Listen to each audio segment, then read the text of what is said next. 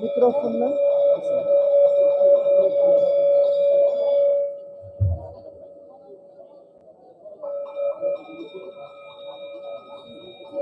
So we started the program. Anadolu Cayman Motivasyonel Programı'nın adını başlamak için.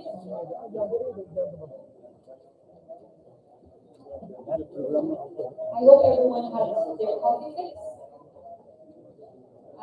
So we have another panel before we break for lunch, so we'll ask for your attention again. Tamam, çıkışta bunun yanı bir sohbet programımız var. Bu sohbet programımız üç buldu. Then also players. Olmadan hepimiz odlasak ben başka bir programdayım. Kaçık.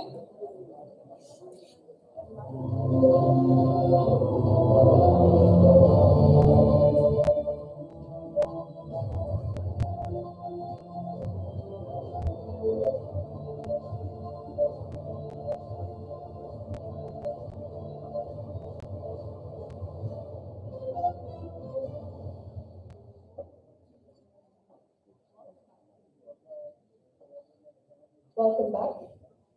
Hoş geldiniz. Olmadan Bizim programımız 12'den açılışlı ama ikinci süper program. Saat 12'de kadar tutmuş program geldiğinde cuma namaz okuyanlar, cuma namazda ayrım bir yerler koydu. Bizim cildi karın efendimizin akıbın masallar, sergi nerede okuyanlarını gösteriyordu. Anadolu'nun malı bir vakit tamam kısmını gelmesi biz halalda kuşan Müslüman devlet ve doğrularının halal tamaklı gördü. Sonra hatırlayacağım yerler buldu. Just a couple of announcements regarding Friday prayer. So after this panel, the people who want to pray, they can follow Jalil Karim. And all of the food that is being served here is halal, so you can rest assured. So now I would like to welcome our special guest, who's here from Germany. He's the Vice President of the International Turkish Organization, Mr. Murat İleri. We would like to welcome you on stage. He will be delivering this in Turkish, and it will be translated. So, thank you.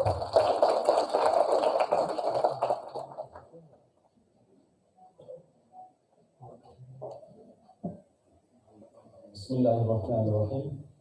Çok değerli başkanım, kıymetli misafirler, hanımefendiler, beyefendiler, hepinizi saygı ve muhabbetle selamlıyorum.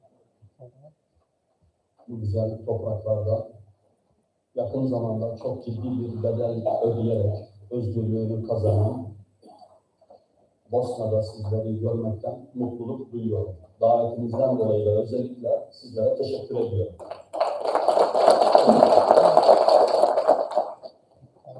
Bundan yaklaşık 32 yıl önce bu topraklarda dünyanın gözünün önünde acımasız olduğu kadar bir o kadar da hunharca katliamlar, soykırımlar yaşandı. Srebrenica'da, Saraybosna'da, Mostar'da ve diğer illerde unutamayacağımız görüntüleri hep beraber maalesef müşahede etmiştik. Bugün bu acıların yaşadığı bu topraklarda elbette ki hem bu acıları hem bu zulme karşı verilmiş olan o milli direnişi, mücadeleyi, azmi, gayreti ve nihayetinde de başarıyı görmenin mutluluğunu görüyoruz. Umarım inşallah Doğu Türkistan davasında da nihayetinde mücadelenin sonunda özgür bir Doğu Türkistan'a kavuşmayı, o günleri görmeyi Allah hepimize nasip eylesin. Yaklaşık 75 yıldan beri Doğu Türkistan'da etnik kimlikleri ayırmaksızın Uygurlara, Tatarlara, Kazaklara, Tibet ve diğer halklara yönelik Çin'in uygulamış olduğu özellikle insanlık dışı suçları hep beraber üzüntüyle takip ediyoruz. Ve maalesef şu anda bu konuşmayı yaparken, bu konferansı yaparken de Doğu Türkistan'ın farklı bölgelerinde ve şehirlerinde yaşanan zulümleri, haksızlıkları, soykırımlardan dünyanın haberi olmaksızın nice acıların yaşandığını biliyoruz, hissediyoruz. Ama maalesef dünya kör, sağır ve dilsiz bir şekilde olayları büyük bir güce karşı, çaresizliğin karşısında elbette ki susmaya devam ediyor. Geçtiğimiz ay İsrail'in işgal altındaki Filistin topraklarındaki mevcudiyetini sonlandırmasını talep eden karar tasarısı nedeniyle Birleşmiş Milletler'de bir acil oturum çağrısı yapıldı. Çin'in Birleşmiş Milletler Daimi Temsilcisi Fu Chong burada yaptığı konuşmada Filistin topraklarındaki süregelen işgalin Orta Doğu'daki barışın önündeki en büyük engel olduğunu belirterek İsrail'e yasa dışı varlığına son verme çağrısında bulundu. Fu Chong 10 yıllardır süren işgal ve baskının Filistin halkına büyük acılar verdiğini, Uluslararası Adalet Divanı'nın 19 Temmuz'da yayınladığı tavsiye kararına atıfta bulunarak İsrail'in işgal altındaki Filistin topraklarındaki varlığının uluslararası hukuka aykırı olduğunu ve işgalin bir an evvel sonlandırılması çağrısında bulundu. Elbette ki Çinli yetkililerin ve bu bağlamdaki uluslararası vicdan sahibi diğer ülkelerin çağrıları yerinde. Dünyanın gözü önünde bir yıldan beri Filistin'de acımasız, orantısız ve hakikaten bütün insanları yerlere serecek olan bir katliam, bir soykırımla hem Gazze halkı hem Filistin halkı karşı karşıya. Ve özgür dünya, uluslararası kuruluşlar üç maymunları oynuyor. Kör, sağır ve dilsiz. Maalesef sadece Filistin'de insanlığa kıyılmıyor. Aynı zamanda dünyadaki insanlık ve dünyadaki kuruluşların da sınıfta kaldığı bir süreci hatta yaşıyoruz. Bu bir hakikat, bu bir gerçek. Bu artık gizlenmez ve örtülmez. Maalesef insanlığın kendisini sorgulaması gereken sıfırı tükettiği nokta. Ancak Fu Chong'un dikkatini çekmiş olduğu, tabii bu bağlamda Filistin'de, Orta Doğu'da barışın bir an evvel hakim olması için Rabbimizden duada bulunuyoruz. Mazlumların ayağa kalkacağı, zulmün sona ereceği inşallah o anları bizlere göstersin diye duada bulunuyoruz. Fu Chong'un bu çağrısı elbette ki bunu söylerken öte yandan Çin'in Doğu Türkistan'da yapmış olduğu özellikle zulüm, haksızlık, soykırımlar karşısında Fu Chong'un bu çağrısının ne kadar önemi, ne kadar değeri var. Bu bir çifte standart değil mi? Çinli erkeklerin Uygurlu ailelerin yanlarına yerleştirilmesi, eğitim kampları altında yapılan zulümler, haksızlıklar, ailelerin bölünüp parçalanması, çocukların anne babalarından koparılarak kimliklerinin yok edilmesi, adeta topyekün Uygurlara yönelik yürütülen bu soykırımı yapan bir ülkenin temsilcisinin bu sözü ne kadar inandırıcı ve ne kadar elbette ki tutar mı? Önce derler ya, elinin önündeki kökü bir temizle bakın. O yüzden dolayı değerli kardeşlerim, bizler İslam Toplum Milli Görüş Teşkilatları olarak her zaman vurguladık. Din, ırk, milliyet ayrımı yapmaksızın, zulüm kimden gelirse gelsin, kime yapılırsa yapılsın, mazlumun yanında, mağdurun yanında, zalimin karşısında olmalıyız. Bu uluslararası bir ilke olarak uygulanmadığı müddetçe, evet bugün Filistin'de, dün Doğu Türkistan'daydı, yarın bir başka ülkede, bir başka millete yönelik tıpkı 1990'ların başında bu topraklarda yaşanan bu katliam ve soykırım karşısında bir süre sessiz ve dilsiz kalan insanlığın elbette ki tarihine işlenecek ve gelecek nesiller bu toplumları, bu zamanlarda susanları sorgulayacaktır.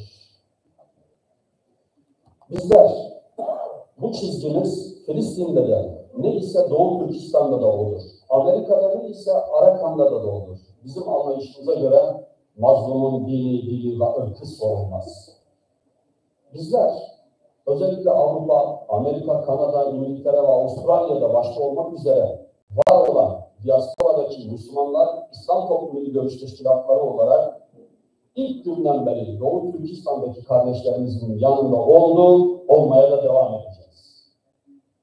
2022 yılının Kasım ayında Avrupa Parlamentosu'nda Dünya Uygur Kurultayı ile beraber yaptığımız Uluslararası Uygur Forumu ile birlikte özellikle hem Arakan'a yönelik, değişik milletlerin ezilen halklarına yönelik bütün çalışmalarda sizlerin yanında oldum.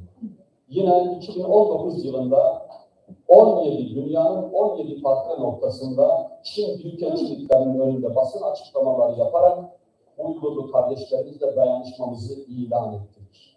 Özellikle sizlerin diasporada var olan kardeşlerimizin organizasyonu yapılanması, insan kaynaklarının geliştirilmesi ve Doğu Türkistan davasının, haklı davasının tanıtımı, anlatılması ve sesinin yükseltilmesi için her zaman yanınızda olmaya devam edeceğiz inşallah. Bizler hiçbir zaman ümitsizliğe kapılmayacağız. Doğu Türkistan'da temel insan haklarının korunması, soykırımın durdurulması, özgür bir toplumun inşası yönünde somut adımların atılması yönündeki çağrılarımızı yapmaya devam edeceğiz. Ve inanıyoruz ki bir gün gelecek, Doğu Türkistan özgür olacak ve hak ettikleri yaşam kalitesini yakalayarak inşallah geçmişte ve tarihte olduğu gibi o özgür ağırlık konumlarını ve tutumlarını dünyaya yansıtacaklardır. Zulmü asla unutmayacağız ve unutturmayacağız. Zulme karşı ateşe taşıyan karıncalar olmaya devam edeceğiz. Bu uğurda insanlık adına mücadele veren, din, dili, ırkı fark etmeksizin hangi ülkeden olursa olsun bütün kurum kuruluşları ve fertleri tebrik ediyor. Doğu Türkistan'ın bu haklı mücadelesinde sizin yanınızda sonuna kadar olduğumuzu tekrar burada ifade ediyorum ve Rabbim özgür Doğu Türkistan'ı en kısa zamanda bizlere göstersin. Bu program özgür Doğu Türkistan'a vesile olsun. Tekrar bizleri ağırlayan bu güzel ülkenin güzel insanlarına ve ev sahibi Dünya Uygur Kurultayı'na, teşkilatımız ve kurumumuz adına teşekkürlerimi sunuyorum. Hepinizi Allah'a emanet ediyorum.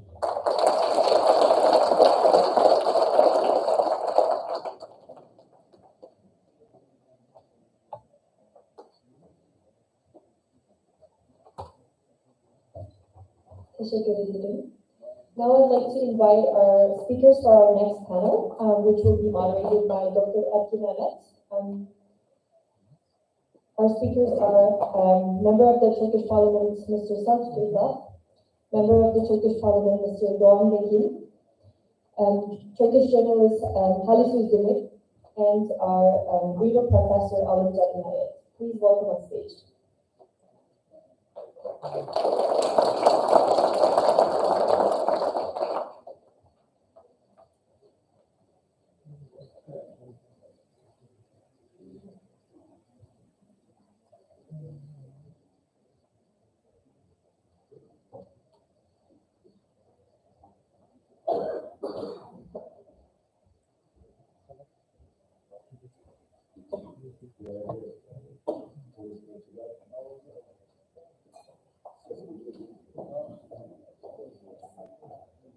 Değerli konuşmacılar, değerli katılımcılar, hepinizi saygıyla selamlıyorum. Bizim konumuz Çin'in sınır ötesi tahribinin Türkiye'deki Uygurlara olan etkisi, tesiri. Tabii Türkiye, Kazakistan'dan sonra Doğu Türkistanların en fazla yaşadığı bir ülke. Liderimiz İsa Yusuf Altınok 1952'de Türkiye'ye geldikten sonra Mehmet Muğla'ların başlattığı dava 1960'da Doğu Türkistan Göçmenler Cemiyeti, 1985'te Meşriyat Merkezi Doğu Türkistan bahsederken bugün Türkiye'de araştırdığımıza göre 75 civarında sivil toplum örgütü var. Uygurların nüfusu ile ilgili resmi rakam yok fakat 2009 yılında Türkiye'nin o zamanki devlet bakanı